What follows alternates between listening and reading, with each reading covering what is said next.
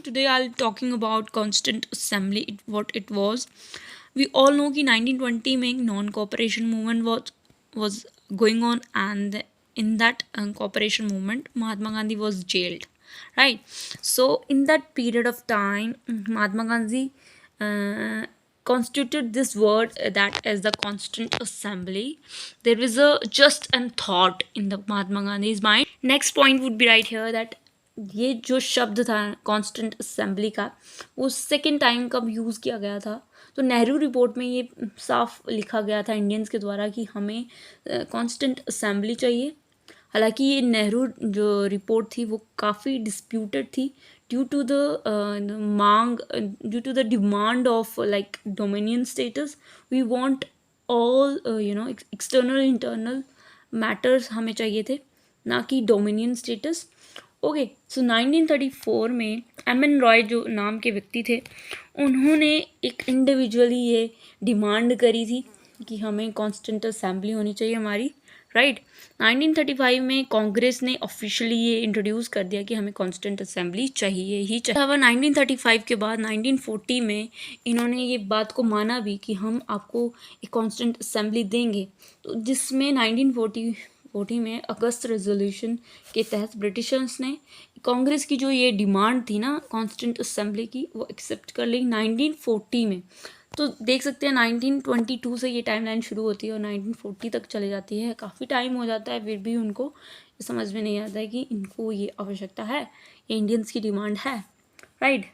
तो इस तरह से that we all understand that constituent assembly धीरे धीरे डिले करती चली गई और किस तरह से इनको ये जो राइट थे वो ना मिले। Slowly there was an Cripps mission का गठन किया गया, जिसमें ये था कि भाई एक चेयरमैन बना दिया जाता है स्टैफोर्ड क्रिप्स को, और इसी को क्रिप्स मिशन के नाम से जाना जाता है, जो कि आई थी हमारे इंडिया में। कॉन्स्टेंट असेंबली को बनाने में जो भी बैरियर्स आएंगे, जो भी कुछ भी प्रॉब्लम्स आएंगी, तो ये जो मिशन था क्रिप्स मिशन जो था 1942 में ये लाया गया था। हालांकि इसको गांधी जी ने पोस्ट डेटेड चेक कहा, इसको मतलब इतना सक्सेस नहीं हो पाया, और हम ये सब देखते हैं कि इसी के बीच में वर्ल्ड वॉर भी होते हैं, और उसके साथ ये जो कॉन्स्टेंट असेंबली जो बनी थी उसको भी मतलब ज़्यादा चल नहीं पाया उनका ये जो भी। देन 1946 में हम देखते हैं पूरे तरीके से अगर प्रॉपरली देखा जाए तो कैबिनेट मिशन प्लान के तहत अच्छे से तरीके से कॉन्स्टेंट असेंबली को बनाया गया, जिसपे 3 मेंबर्स भेजे गए इंडिया में, जैसे कि ए.वी. अलेक्जेंडर, स्टैफोर्ड क्रिप्स, लेथिक और लॉरेंस, ठीक है। सो 3 मेंबर जो ये थे, इनको इस प्लान के तहत 1946 के कैबिनेट मिशन प्लान के तहत इंडिया में भेजा गया कि आप क्या करिए, जो भी है कैबिनेट मिशन प्लान के तहत इन्होंने इंडिया के लिए कितने मेंबर्स का रखा गया, और इस तरह से कॉन्स्टेंट असेंबली को बनाया गया इस प्लान के तहत। हालांकि ये क्रिप्स मिशन जो था वो बिल्कुल फेल हो गया था due to some reasons like there. यहाँ पे क्योंकि यहाँ पे वर्ल्ड वार सेकेंड चल रहा था, और उसमें ये इन ब्रिटिशर्स को हमारी आर्मी चाहिए थी, और इंडियंस नहीं चाहते थे कि हमें अपनी आर्मी क्यों भेजनी है, क्योंकि वो हमारी कोई ताल्लुकाती नहीं है हमारे उनसे। सो ये क्रिप्स मिशन उन्होंने इस बात पे भेजा था कि अगर आप हमें वर्ल्ड वॉर सेकेंड में हमें हेल्प करेंगे तो हम आपकी कॉन्स्टेंट असेंबली को बनाने में आपकी हेल्प करेंगे, आपके जो भी बैरियर्स हैं हम उसको सॉल्व करने की कोशिश करेंगे। परंतु हम इंडियंस नहीं चाहते थे कि कोई भी कोई भी मिशन अगर आता है तो किसी लेन देन के इसमें हो, बराबर तरीके से इंसान यहाँ पे हमें कैबिनेट मिशन प्लान के तहत यहाँ पे अच्छे से कॉन्स्टेंट असेंबली का निर्माण किया गया, जिसके मेंबर्स थे 389 मेंबर्स थे। And then we will discuss here cabinet mission plan में क्या क्या ऐसा प्रोविजंस थे, ठीक है। इस एक्ट कह सकते हैं, इस प्लान के तहत इलेक्शन करवाए गए। वी ऑल नो कि इसमें इतनी मेंबर्स अपॉइंट करे गए थे कि आप इतने मेंबर्स कॉन्स्टेंट असेंबली में हो सकते हैं, जिसमें 3 तरह से डिवाइड करे गए, ब्रिटिश प्रोविंस, प्रिंसली स्टेट्स और चीफ कमिश्नरी राइट। तो इस तरह से इनको डिवाइड करा गया 292 मेंबर्स। तो कैबिनेट मिशन प्लान के तहत हम देख सकते हैं कि यहाँ पे अभी तक पाकिस्तान जो है डिवाइड नहीं होता है, ये पहले की बात है। एंटरिम गवर्नमेंट कह सकते हैं इसको, क्योंकि अब यहाँ पे कॉन्स्टिट्यूंट असेंबली बन रही है, यहाँ पे कोई भी पाकिस्तान का कोई भी विचार यहाँ पे नहीं है। माउंट बैटन प्लान इसके बाद आता है, 1946 के बाद आता है। तो 389 मेंबर्स थे इसमें, और इन्होंने इस तरह से डिवाइड कर दिया, जैसे इलेक्शंस होने वाले होते हैं तो किस तरह से सीट्स डिवाइड कर दी जाती है कि आप इस एरिया से लड़ोगे, तो अलग अलग कॉन्स्टिट्यूंसी दे दी गई। और इस तरह से जो है ब्रिटिश प्रोविंस को अलग कर दिया गया, प्रिंसली स्टेट्स को अलग कर दिया गया, और चीफ कमिश्नरी प्रोविंस को अलग कर दिया गया, और इस तरह से जो है डिवाइड कर दिए मेंबर्स को। अब यहाँ पे इलेक्शंस भी करवाए इन्होंने। अब ये भी आपने पता ही होगा कि किस तरह से रिप्रेजेंटेटिव किस तरह से लड़ते हैं, ठीक है। 10 लाख की पॉपुलेशन हो तो एक रिप्रेजेंटेटिव होता है। कैबिनेट मिशन प्लान के तहत इन्होंने क्या किया, इलेक्शन करवाए, जिसमें कांग्रेस बहुमत से जीती, और मुस्लिम लीग जो थी 73 थी, और अदर पार्टीज 15 थी। अगर हम इन दोनों सबको टोटल करें तो ब्रिटिश प्रोविंस निकलता है, और 93 प्रिंसली स्टेट को अगर मिला लिया जाए तो टोटल मेंबर्स इतने हो जाते हैं 389। तो ये सभी जगह से इलेक्शन लड़ाए गए। तो 208 जो थे वो कांग्रेस के मेंबर्स थे, और मुस्लिम के 73 थे, अदर्स के 15 थे। तो ये हम देख सकते हैं कि सबसे ज़्यादा ब्रिटिश प्रोविंस में जब सबसे ज़्यादा सीट्स यूपी की थी, यूनाइटेड प्रोविंस, ठीक है। तो यूनाइटेड प्रोविंस जो कि बिहार भी होता है, यूपी भी होता है आज के टाइम पे। मोस्ट इम्पॉर्टेंट थिंग इज़ कि इस जो भी इलेक्शंस और यहाँ इस कैबिनेट में जो मेंबर्स थे, इसमें गांधी जी जो नहीं थे, मेंबर्स नहीं थे इसमें, ठीक है। इसमें एंग्लो इंडियंस को संभा का जो लीडर था वो फ्रैंक एंथनी थे, ट्राइब के जो थे वो जयपाल सिंह थे, हिंदू महासभा के श्याम प्रसाद थे, मारवाड़ी जो थे वो, इस तरह से ये नाम रटने वाले नाम। वुमेंस की जो पार्टिसिपेशन थी वो 15 थी उस टाइम पे, 1946 की जो कैबिनेट मिशन प्लान के तहत जो हुए। कॉन्स्टिट्यूंट असेंबली बन रही थी, तो इसमें सबसे पहली मीटिंग इनकी जब हम सब देखते हैं कि इलेक्शंस हो गए, अब मेंबर्स का बंटवारा भी हो गया अच्छे से। अब कैबिनेट मिशन प्लान के तहत इन्होंने क्या किया, इलेक्शंस हो गए, लड़के भी आ गए, जीत भी गई कांग्रेस, एंड देन नाउ अब इनका मुख्य काम उसमें क्या था, सेशंस का मुख्य काम। अब ये कैबिनेट में बैठ गए हैं, पार्लियामेंट में बैठ चुके हैं, ठीक है, आराम से इनकी सीटें भी आ चुकी हैं। अब यहाँ पे कॉन्स्टिट्यूंट असेंबली बन चुकी है, अब यहाँ पे मेंबर्स भी इलेक्ट होके आ चुके हैं, रिप्रेजेंटेटिव आ चुके हैं। अब यहाँ पे दिसंबर की 9 तारीख को 1946 में पहली मीटिंग होती है, ठीक है। सबसे बड़ी पहली और सबसे ज़रूरी चुनौती इनकी यही थी कि किस तरह से रूल्स एंड रेगुलेशंस होंगे, कॉन्स्टिट्यूशन किस तरह से होगा, संविधान किस तरह से होगा, किस तरह से उनको हम लिखेंगे। तो यहाँ पे इनको एक कमिटीज़ के तहत इनको इन सभी मेंबर्स को बांट दिया गया। हालांकि इसमें 22 कमिटीज़ थी जिनको कारोबार सौंपा गया कि आप ये करिए, ये आपको ये वर्क दिया जाता है। तो इसमें से कुछ कमिटीज़ के नाम हमने लिखे हैं जो कि इम्पोर्टेंट है।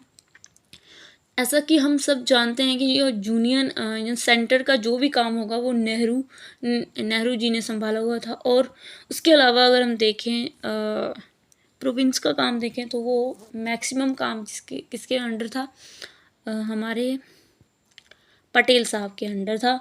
तो अगर हम इस कमेटीज़ को अगर पूरा पढ़ने बैठेंगे तो काफ़ी टाइम हो जाएगा, पर हम कुछ ज़रूरी कमेटीज़ यहाँ पे हमने लिखी हुई हैं। B.R. अम्बेडकर को क्यों फादर ऑफ कॉन्स्टिट्यूशन कहा जाता है, हालांकि उन्होंने कोई खुद से सब फंडामेंटल्स राइट्स नहीं लिखे हुए हैं, हर चीज़ उन्होंने अपने खुद के दिमाग से नहीं लिखी हुई है, मतलब कि बोरो किए हुए हैं हमने बहुत सारे हमारे फंडामेंटल्स DPSP और हमारे कुछ प्रेसिडेंट का, और बहुत सारे जो है कॉन्स्टिट्यूशन में जो भी राइट्स हैं, ड्यूटीज़ हैं, हम हमने बोरो करे हुए हैं अलग अलग कॉन्स्टिट्यूशन से, दुनिया भर के कॉन्स्टिट्यूशन से बोरो करे हुए हैं। तो ऐसा हम क्यों कहते हैं कि B.R. अम्बेडकर फादर माने जाते हैं, क्योंकि B.R. अम्बेडकर ने सभी चीज़ों को ला तो लिया, मतलब बोरो तो कर लिया कि हमने ये भी रखना है, हमारे कॉन्स्टिट्यूशन में हमारे फंडामेंटल राइट्स होने चाहिए, ड्यूटीज़ होनी चाहिए, सिटीजनशिप होनी चाहिए, बहुत सारी चीज़ें, है ना। तो इन्होंने क्या किया था, मेन इनका काम ये था कि इन्होंने अरेंज वे में उस कॉन्स्टिट्यूशन को अरेंज करा था, इसीलिए इनको फादर कहा जाता है, राइट। तो इसका ये बहुत गलत मीनिंग निकालना उचित नहीं। तो यहाँ पे हम पढ़ लेते हैं कि किस तरह से जो हमारी क्या बोलते हैं कॉन्स्टिट्यूशन बनने जा रहा था, तो इसमें मेन जो हमारे किरदार थे, ठीक है, जो एक्टर्स थे, कह सकते हैं, एक्टर नहीं कहते फिर भी, जैसे टेम्परेरी चेयरमैन थे हमारे, टेम्परेरी चेयरमैन हमारे थे सच्चिदानंद सिन्हा। राजेंद्र प्रसाद जो थे वो परमानेंट चेयरमैन थे, क्योंकि इनको और इसके इनके ही जो डिप्टी चेयरमैन थे वो थे HC मुखर्जी। कॉन्स्टिट्यूशनल एडवाइज़र थे BN राव, कॉन्स्टिट्यूशन को एडवाइज़ करने वाले थे ये। और इन्हीं के द्वारा कमेटी सजाई गई कि 22 कमेटीज़ होंगी, जिसमें ड्राफ्टिंग कमेटी थी, यूनियन कॉन्स्टिट्यूशन कमेटी थी, यूनियन पावर कमेटी थी, प्रोविंशियल कॉन्स्टिट्यूशन कमेटी थी, कमेटी फॉर स्टेट्स थी, committee for minorities, fundamental rights, work conduction committees, work किस तरह से कंडक्ट हो रहा है, ऐसी कमेटी बनाई गई। फ्लैग की कमेटी बनाई गई जिसमें डॉक्टर राजेंद्र प्रसाद थे। Committee of re examines drafting constitution, drafting constitution किस तरह से बना हुआ है उसके लिए एक कमेटी बनाई गई, जिस अल्लादी कृष्ण स्वामी थे इनके, ठीक है। तो ये सभी चीज़ें जो है वो कॉन्स्टिट्यूशन बनाते समय इन्होंने ध्यान में रखी। और 22 कमेटीज़ बनी हैं, जिसमें हर सबको अलग अलग वर्क दे दिए गए कि आप चूज़ करिए कि क्या क्या रूल्स होने चाहिए, क्या क्या इसमें एडअप होना चाहिए, कौन सी मिनॉरिटीज़ हैं, कौन सी प्रोविंस में किस तरह से आपको चाहिए कि डिसेंट्रलाइजेशन पावर किस तरह से डिस्ट्रीब्यूट होगी।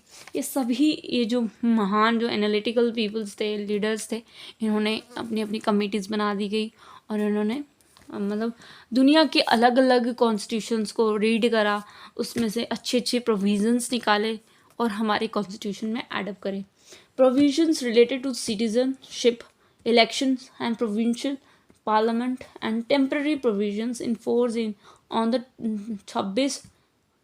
11वां महीना, मतलब नवंबर 1949 को ही लागू हो गए थे, ठीक है। अब ये देखिए सिटीज़नशिप, क्योंकि यहाँ पे पार्टीशन हो गया था, तो पार्टीशन के टाइम हमें कोई भी हलबली नहीं चाहिए थी, तो सिटीज़नशिप वाला सिस्टम प्रोविज़न था, जो इलेक्शन वाला जो था, है ना, जो इलेक्टेड हो गए थे उनका, प्रोविंशियल पार्लियामेंट जो बनी हुई थी, टेम्पररी जो प्रोविजंस थे उन्होंने उनको एनफोर्स कर दिया गया था 26 नवंबर को, राइट। तो कॉन्स्टिट्यूशन जो एक्सेप्ट किया गया, मतलब हमें पता है कि हमारा जो कॉन्स्टिट्यूशन है वो 2 साल और 11 महीने और 18 दिन में ये कॉन्स्टिट्यूशन बन के तैयार हुआ था। मतलब कि इतना बड़ा इंडिया, उसमें कितने लोग रहते हैं, कितना डिफरेंट कम्युनिटीज़ रहती हैं, तो उनमें उनके क्या हित हैं, क्या उनके अपने उनके राइट्स क्या हैं, और सरकार के द्वारा उनको क्या प्रोविजंस मिल रहे हैं, इनके बारे में डिसाइड करना और अलग अलग क्षेत्रों को अलग अलग जोड़ना, तो काफ़ी उनके अंदर भी स्ट्रेस होता होगा, हम ऐसा नहीं कह सकते। कॉन्स्टिट्यूशन जो एक्सेप्टेड हुआ, हम सब जानते हैं कि 2 साल 11 महीने और 18 दिन लग गए थे। और ये क्यों इतने दिन लगे, हालांकि हमने सबको बोरो करा हुआ है, हालांकि हम सब जानते हैं हमने खुद से प्रोविजंस नहीं बनाए, पर हर एक प्रोविजंस को डिस्कस किया जाता था उनके सेशंस में, और बढ़िया से उनको डिस्क्राइब किया जाता था कि भाई क्यों हम इसको रख रहे हैं, क्या इसका फुलफिलमेंट होगी, क्या उनके राइट्स को अच्छे से रखा जाएगा, है ना। तो सबको डिस्कस करा गया, तब जाके ये एडअप हुए हैं, हमारी कॉन्स्टिट्यूशन इस तरह से बनी हुई है। तो 2 साल इसीलिए लग जाते हैं, हालांकि बनाया, बार बार कह रही हूँ कि बनाया नहीं है, खुद से अपने दिमाग से बोरो करके ही हमने लिए हुए हैं, परंतु ये कहीं ना कहीं इनको डिस्कस किया गया पार्लियामेंट में, राइट। कॉन्स्टिट्यूशन जो बन के रेडी हुआ था 26/11/1939 में, और ये इन्फोर्स किया गया था 1950 में 26 तारीख को। जब हमारा कॉन्स्टिट्यूशन इन्फोर्स हो गया, लॉ मतलब कि अब ये लागू, जो भी लॉज इस पे बने हुए थे लागू हो गए थे, तो वो उस दिन हम कहते हैं कि रिपब्लिक हो गए हैं। ठीक है, हम रिपब्लिक हो गए 15 अगस्त को, जब माउंट बैटन ने ये प्लान की, जो प्लान था उनका, ठीक है, 2 प्लान्स थे जिसमें पार्टीशन था, है ना। तो उसमें तो पाकिस्तान जो है वो 14 अगस्त को हो गया, और हमारा मिडनाइट में हम आज़ाद हुए थे, राइट, 15 अगस्त को। अब इसके अलावा हम देखते हैं मेंबर्स ऑफ ड्राफ्टिंग कमेटी।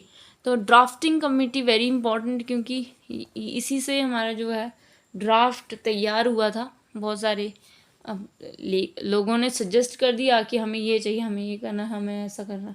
अब ड्राफ्ट करने वाले सिर्फ 7 बंदे थे, और इन्होंने ड्राफ्ट करा था। B.R. अम्बेडकर इनके चेयरपर्सन थे ऑब्वियसली, इसलिए इनको फादर कहा गया है। अलादी कृष्णा स्वामी ये जो थे ड्राफ्टिंग कमेटी, ड्राफ्टिंग जो कॉन्स्टिट्यूशन हुआ था उसको फिर से री एग्जामाइन करने वाले थे। गोपालाचारी अय्यर, KM मुंशी, सदाउल्ला खान और 2 ऐसे थे जिनको रिप्लेस किया गया था, कृष्ण आचार्य, TT कृष्णम आचार्य के द्वारा। तो इस तरह से हमारी कॉन्स्टिट्यूंट असेंबली बनती है, तैयार होती है, और इस तरह से कमिटीज़ बनाएंगी सो दैट कि अच्छे से। अब हमें पता तो चल गया कि कॉन्स्टिट्यूशन किस तरह से बन गया, कैसे बना, है ना। अब कॉन्स्टिट्यूशन रेडी है हमारा, एक्सेप्ट हो गया हमारा, ठीक है, 26/11/1939 को। हम सब जानते हैं, इसी दिन को हम लीगल डेज के नाम से भी जानते हैं। इन्फोर्स हुआ था 26 जनवरी को, राइट, 26 जनवरी 1950 को, इसलिए हम उस दिन रिपब्लिक डे मनाते हैं।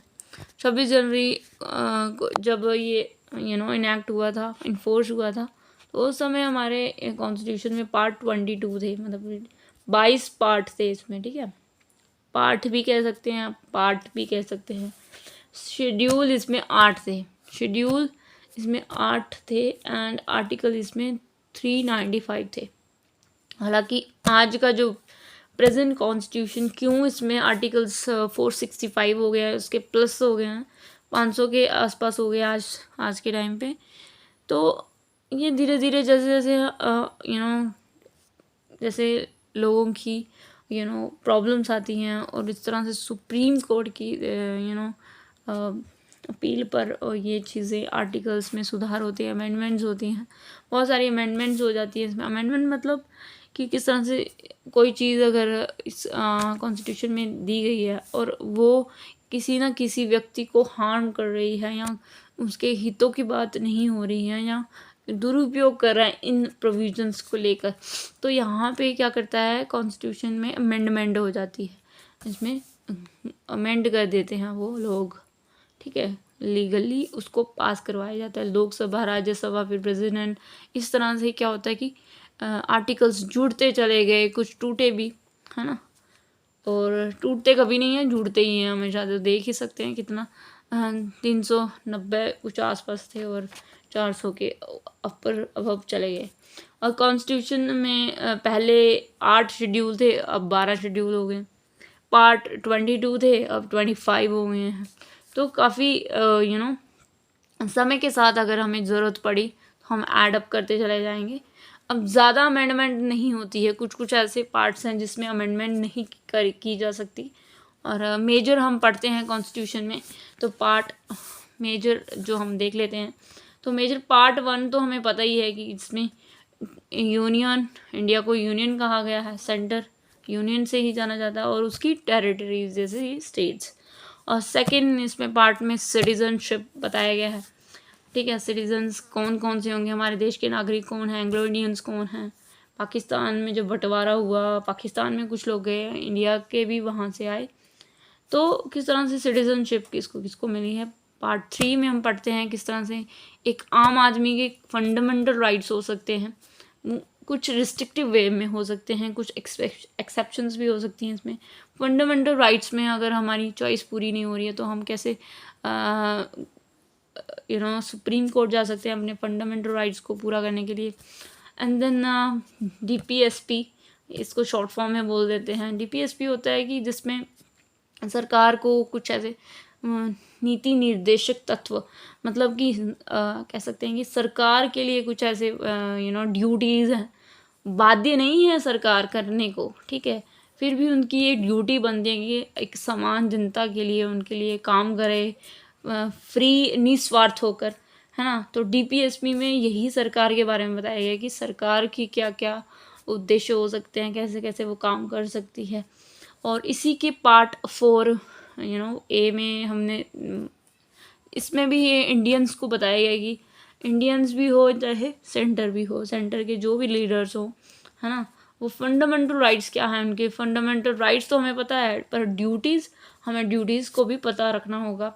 ये भी बाद में अमेंडमेंट होके ये इसको एडअप करा गया, क्योंकि नियर बाय जैसे जैसे इंसान जैसे जैसे मॉडर्न युग में आता चला जा रहा है, वैसे वैसे उसकी डिमांड्स भी अलग अलग हैं, उनकी चॉइसेस भी अलग अलग हैं। किस तरह से उनके कुछ हमें लगा कि हमारे कॉन्स्टिट्यूशन में कुछ डिस्पैरिटी है, ऐसे तो नहीं है, पर कुछ ऐसी चीज़ें हैं जो एडअप नहीं हुई हैं, वो ऐड हो सकती हैं। पार्ट 5 में देखें तो यूनियन एग्जीक्यूटिव कैसे काम करती है, कि सेंटर की जो एग्जीक्यूटिव बॉडी है, ठीक है, जो एक्ट लागू करती है, वो कैसे काम कर रही है।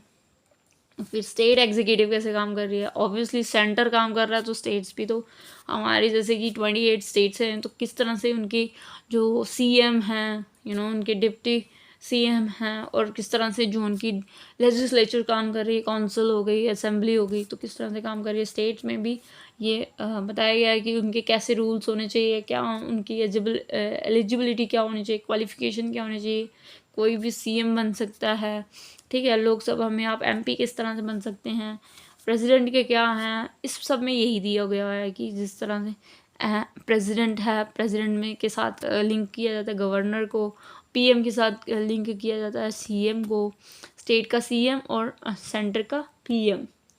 तो आगे जैसे कि हम पढ़ा, यूनियन हो गया और स्टेट हो गया, उसके बाद हमारा पंचायत आ जाता है कि पंचायत में भी किस तरह से डिसेंट्रलाइज किया गया है, पावर को हस्तांतरित किया गया है, कि जो विलेज पंचायत में जो सरपंच है उसको किस तरह से पावर दी गई है पंचायत में। ये आर्टिकल ही 243 से लेकर A से लेकर O तक के सारे प्रोविजन उसके लिए दिए गए हैं।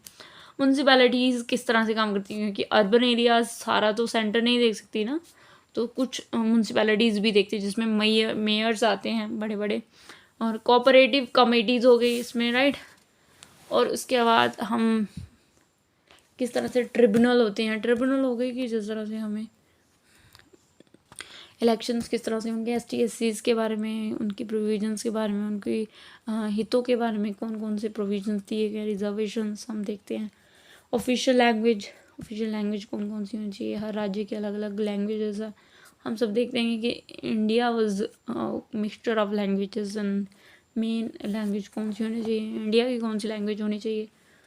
इसके बाद इमरजेंसी प्रोविजंस, जैसे कि मान लो कि देश में गरीबी आ गया अचानक से और इमरजेंसी लगानी पड़ी, और इस तरह से इमरजेंसी 3 प्रकार की होती है, हम देखते हैं। अमेंडमेंट किस तरह से कॉन्स्टिट्यूशन में होते हैं, वो सब हम इस पार्ट्स में देखते हैं। हम पार्ट में देख रहे हैं, पार्ट के अंदर सब पार्ट्स हैं जिसमें आर्टिकल्स आते हैं, आर्टिकल्स के द्वारा प्रोविजंस की बात की जाती है, और इस तरह से हम देखते हैं नंबर वाइज तरीके से हमें आर्टिकल्स दिए गए हैं।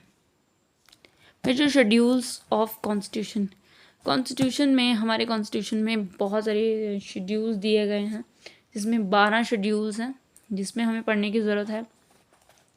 पार्ट 1 और शेड्यूल 1 कहीं कहीं सेम है, यूनियन टेरिटरी की बात करता है।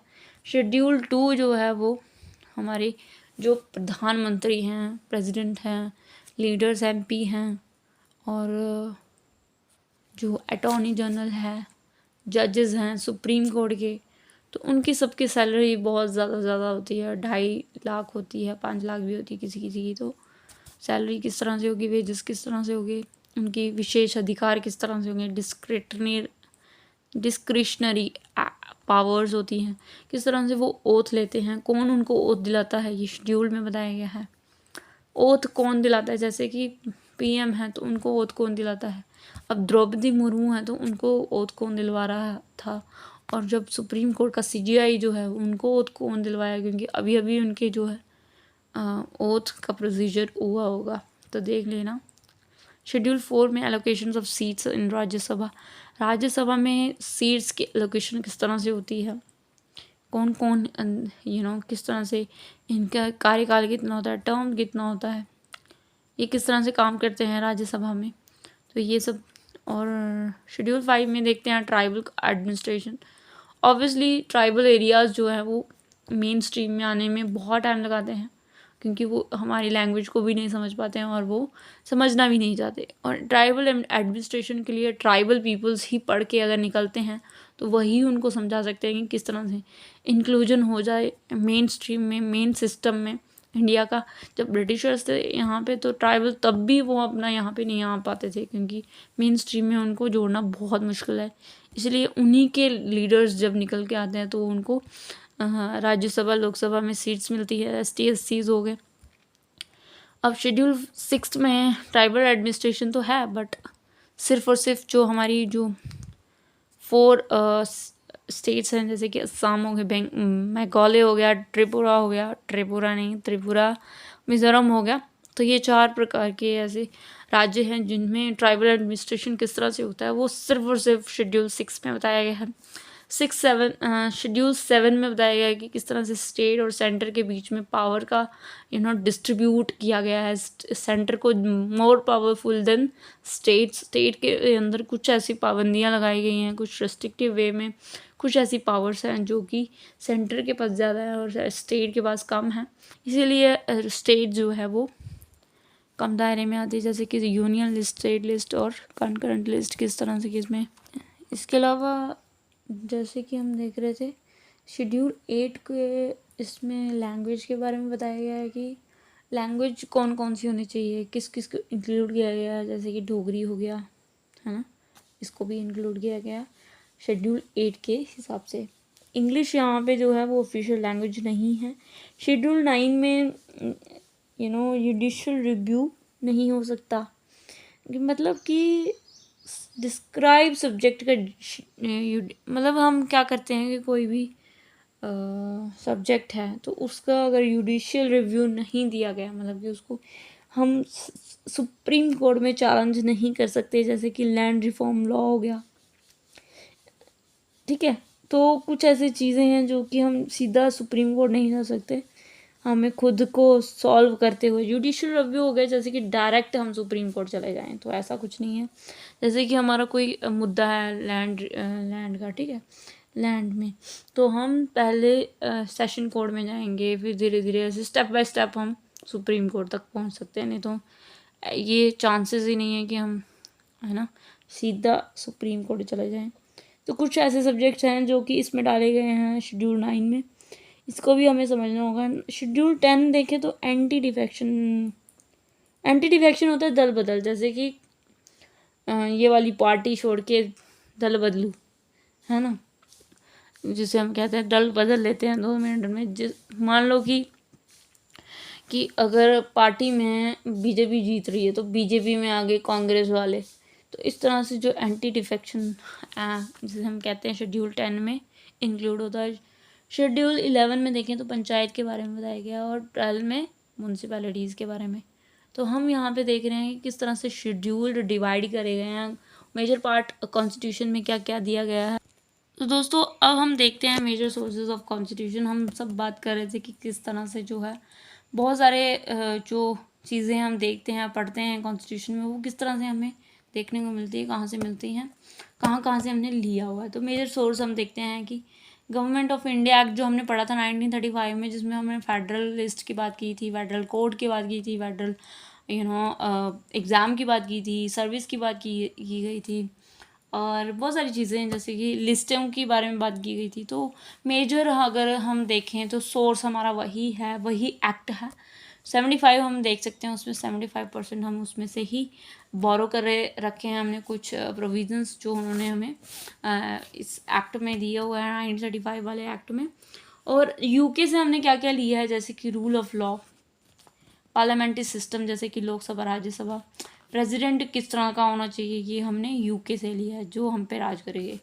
सिंगल सिटीजनशिप होनी चाहिए, लोकसभा पावरफुल देन राज्यसभा, राज्यसभा से लोकसभा यहाँ पे क्या है, पावरफुल है। तो ये हमने यूके से अर्न करा हुआ है। जर्मनी से हमने क्या लिखा है, वेमिनार कॉन्स्टिट्यूशन। जर्मनी को पहले वेमिमर क्या बोलते इसको इसी नाम से जाना जाता था। और एमरजेंसी प्रोविजंस हमने जर्मनी से लिए हुए हैं। आयरलैंड से हमने लिए nomination of 12 members in Rajya Sabha. फिर directive principle of state policy DPSP हमने आयरलैंड से लिया हुआ है। जापान से हमने आर्टिकल्स का ये फॉर्मेट लिया हुआ है कि इस तरह से आर्टिकल्स होने चाहिए। और साउथ अफ्रीका में हमने करा हुआ है किस तरह से अमेंडमेंट कर सकते हैं, जैसे कि कॉन्स्टिट्यूशन में हमें ये चीज़ सही नहीं लगी तो हम किस तरह से उसमें अमेंडमेंट ले सकते हैं। साउथ अफ्रीका से हमने बोरो करा हुआ है। उसके बाद स्विट्ज़रलैंड से हमने लिया है डायरेक्ट डेमोक्रेसी, किस तरह से डेमोक्रेसी डायरेक्ट हो सकती है। ऑस्ट्रेलिया से यूनियन लिस्ट और कंकरेंट लिस्ट, स्टेट लिस्ट की बात करता है। फ्रांस से हमने रिपब्लिक सिस्टम लिया, इक्वालिटी, लिबर्टी और फ्रेटर्निटी। ऑस्ट्रेलिया से हमने कंकरेंट लिस्ट लिया है और जॉइंट सीटिंग किस तरह से होती है। कनाडा से हमने federal system, residual powers Wester in the parliament, centre में जिसके पास ज़्यादा पावर्स होती हैं। USSR हो गया हमारा जो है रशिया, फंडामेंटल ड्यूटीज़ हमने वहाँ से ली हुई है। और USA से प्रियम्बल का आइडिया किस तरह से होना चाहिए, फंडामेंटल राइट्स किस तरह से होने चाहिए, जुडिशरी और जुडिशियल रिव्यू, जैसे हम जानते हैं कि कौन से शेड्यूल में पढ़ा था जुडिशियल रिव्यू, 9th 10th में पढ़ा था, राइट। तो पोस्ट ऑफ वाइस प्रेसिडेंट की पोस्ट होनी चाहिए, ये भी हमने कहाँ से लिया, USA से। इम्पीचमेंट होती है USA में, तो प्रेसिडेंट की किस तरह से इम्पीचमेंट हो सकती है। इसके अलावा first general election were held in India during the 1951। General election Lok Sabha के लिए होते हैं मैक्सिमम। तो आगे तो दोस्तों हमने यहाँ पे देखा किस तरह से हमने मेजर सोर्सेज कॉन्स्टिट्यूशन के अलग अलग देशों से लिए हुए हैं। और इससे हमें पता चलता है कि जो हमारे कॉन्स्टिट्यूशन मेकर्स थे उन्होंने इनको लेने के बाद सिर्फ चिपका नहीं दिया कॉन्स्टिट्यूशन वाली बुक में, इनको पहले उन्होंने समझा, परखा, एनालाइज करा और इसको डिस्कशन के बाद बहुत सारे लोगों के वोट के बाद इसको हमारे कॉन्स्टिट्यूशन में ऐड करा गया। नेक्स्ट हम पढ़ेंगे, अब धीरे धीरे हम शुरुआत करेंगे कि प्रियम्बल क्या होता है, उसमें कौन कौन से प्रियम्बल्स से हम क्या समझते हैं। प्रियम्बल्स क्या होता है, प्रियम्बल होता है कि जैसे कॉन्स्टिट्यूशन का सबसे पहला पेज में हमने क्या लिखा हुआ है, तो प्रियम्बल कह सकते हैं कि एक असेंस है, उसको पढ़ के हम समझ सकते हैं कि इसके अंडर क्या क्या लिखा होगा लोगों की बारे में। हाँ, तो प्रियम्बल क्या है इसको हम पढ़ेंगे नेक्स्ट वीडियो में। Till then bye bye, take care, see you soon in next video.